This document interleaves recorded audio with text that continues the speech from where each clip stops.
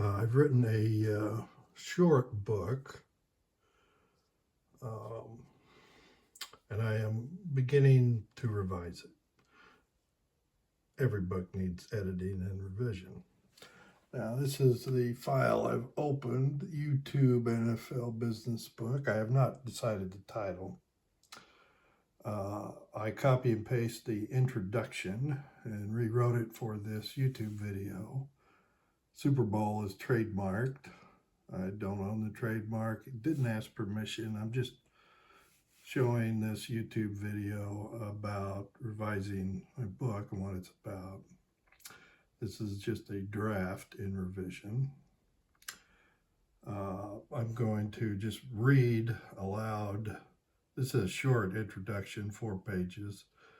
It's not a bad draft, written at 9th grade reading level, 9% passive sentences, but it can be improved.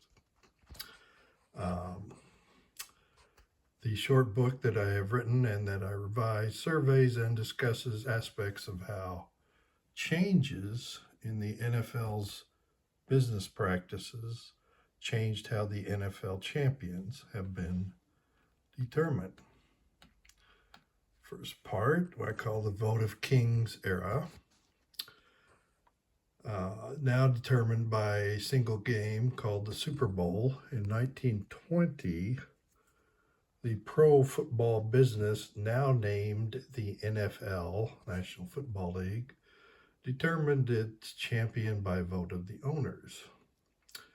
Note, this is historical fact, the NFL champion used to be determined by a vote of the owners, not by a single Super Bowl football game. Now think of the era, 1920. Most of the owners' profits came from sales of tickets and concessions, foods and beverages, with each owner wanting to make, I need to revise that, wanted to make as many games as possible to sell as many tickets and concessions as possible. This meant that most teams played against some non-NFL teams during the season. Therefore, not all teams played the same number of games, but the owners insisted that all games played should count in determining the league champion.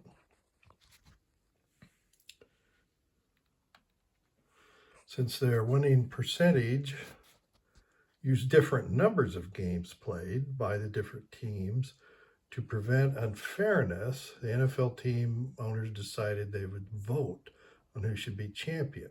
That's common in sports. It was and is to determine a champion by a vote. Boxing champions, for example, were often determined by a vote of judges. In Olympic ice skating, the vote of judges always determines the champions. In a 1920 split decision, the majority of NFL football team owners voted the Akron Indians the league champion. I'll move on here. Now, it was a regional league. In 1920, it was almost universally called the Ohio League, even though that was not its legal name. Most of the NFL's teams were in or near Ohio, and they were, in fact, a regional league.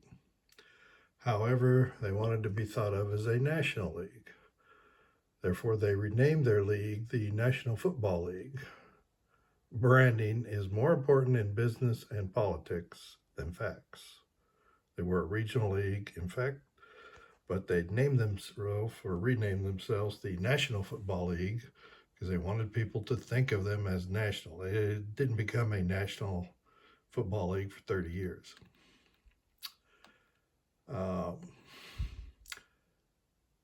The percentage victory and maximum profit era.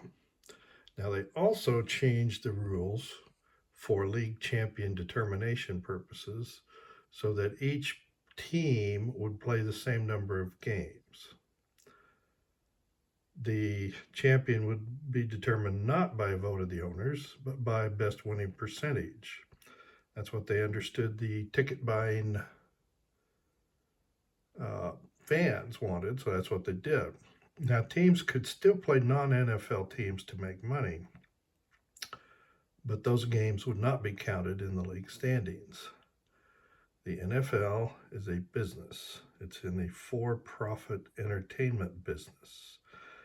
And for more than a century, the NFL owners have regularly changed rules to do what they understood was in their best interest to make money from this form of entertainment.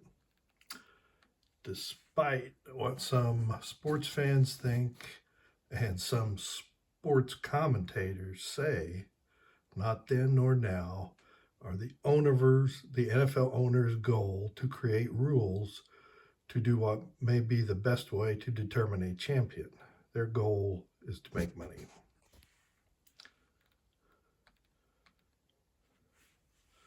The single elimination tournament playoff system leading to the one and done game called the Super Bowl is not the best way to determine a champion. A World Series would be. But they believe the Super Bowl, this one and done game, is the best way for the owners to siphon your entertainment dollars. The drama and social ideas, ambitions, desires, and vanities of those who view and participate with Super Bowl watch parties, etc., in the Super Bowl consist of what some anthropologists would call an American kula. And yes, I interviewed a famous anthropologist about this, talking about the Polynesian kula. Now, circa 2025, playing the actual games in stadiums and their income from ticket sales and concessions is only one aspect of the owner's money making, and it's possibly the smallest aspect. The NFL makes money from sales of millions of trademarked clothing, products, video games, a streaming service and network, and their licensing of broadcast rights. This book surveys and discusses aspects of how changes in the NFL's business practices have changed how the NFL champions have been determined. Now, my YouTube analytics tells me most of my viewers are first time viewers, so they don't necessarily know anything about me. So the rest of this, I'm just going to tell a little bit about my background and why I came to write this and why I'm qualified to write this. Well, at first, as a writer, I'm a New York Times best-selling author. I wrote this 20 years ago. I was rose as high as number 4 on the New York Times bestseller list. Went to scores of book signings. This is in Borders Books, which no longer exists. New York Times bestseller. Nightmare in Wichita. It's ahead of Devil in White City. Behind Reading Lolita in Tehran. And fiction, there were, John Grisham was number 4. So I'd been a writer since 1968. I've been published.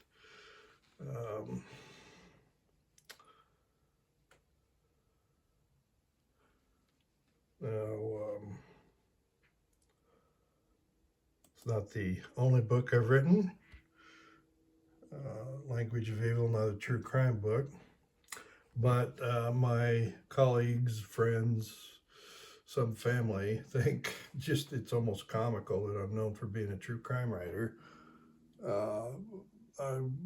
I was first a firefighter and earned a degree in human resources management, and then practiced law in the United States Supreme Court.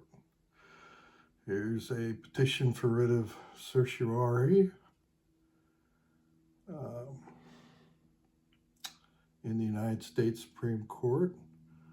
I worked with Patrick Allen Hamilton in this case.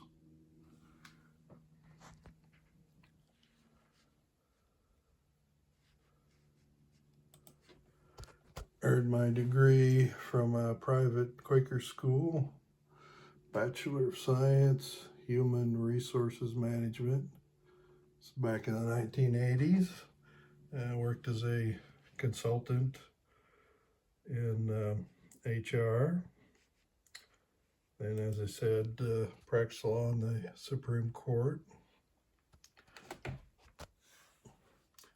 Some people get the certification and never practice law in the Supreme Court, but I had to get it because I'm working on a case in a Supreme Court.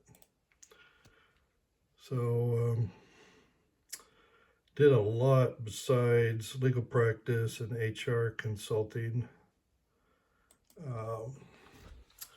Now here, back in the 90s, 92, I worked in the state legislature. My ID, here I am with Gwen Welsheimer, I work for. And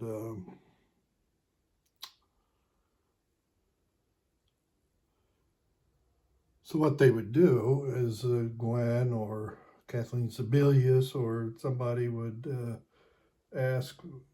say, I want to write a regulation or a law, statute that results in this, and so I would start working up drafts.